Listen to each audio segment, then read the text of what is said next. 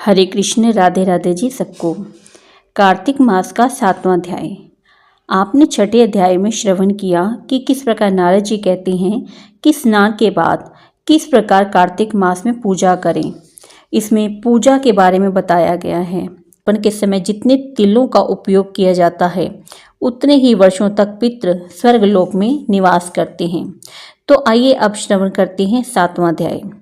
इसमें नारद जी कहती हैं कि हे राजन, कार्तिक का व्रत करने वाले पुरुषों के लिए जो नियम बताए गए हैं उनका मैं संक्षेप में वर्णन करता हूँ।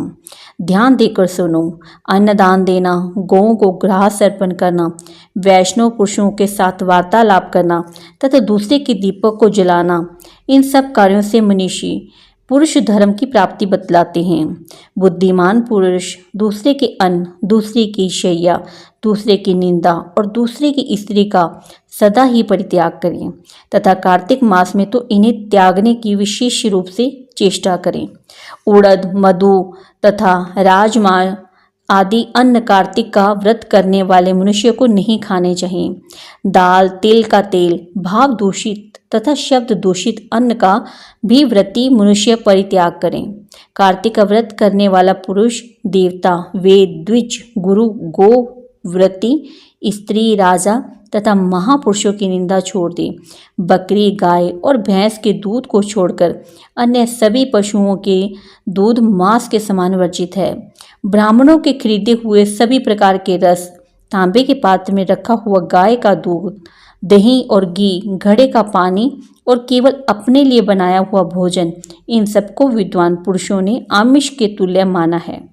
व्रती मनुष्यों को सदा ही ब्रह्मचर्य का पालन, भूमि पर शयन, पत्तल में भोजन और दिन के चौथे पहर में एक बार अन्न ग्रहण करना चाहिए। कार्तिक का व्रत करने वाला मानव प्याज, लहसुन, हींग, छत्राक, गाजर, नालिक, मूली और साग खाना छोड़ दे। लौकी, बैंगन, कोहड़ा, भतुआ, लसोड़ा और केथ भी त्याग दे।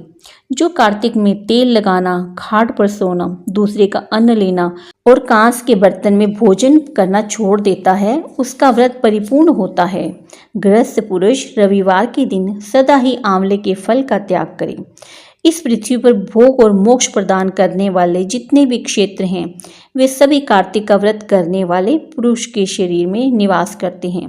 मन, वाणी, शरीर और क्रिया द्वारा होने वाला जो कुछ भी दुष्कर्म या दुस्वपन होता है वह कार्तिक व्रत में लगे हुए पुरुष को देखकर तत्काल नष्ट हो जाता है। इंद्र आदि देवता भगवान विष्णु की आज्ञा से प्रेरित होकर कार्तिक का व्रत करने वाले पुरुष की निरंतर रक्षा करते रहते हैं, ठीक उसी तरह जैसे सेवक राजा की रक्षा करते हैं। जहाँ सबके द्वारा सम्मानित वैष्णव व्रत का अनुष्ठान करने वाला पुरुष नित्य निवास करता है, वहाँ ग्रह, भूत, पिशाच आदि नहीं रहते। कार्तिक मास में प्रत्येक अध्याय का श्रवण करने से व्यक्ति को मोक्ष की प्राप्ति होती है और उसे श्री हरि के चरणों में वास मिलता है। माना जाता है कि कार्तिक मास में जो भी व्यक्ति थोड़ा सा भी जप, तप, ध्यान, स्नान आदि करता है उसके जन्मों के पाप नष्ट हो जाते हैं और उस व्यक्ति को मोक्ष की प्राप्ति होती है। इसी के साथ सभी भक्तों को जय श्री हरि, राधे राधे जी सबको।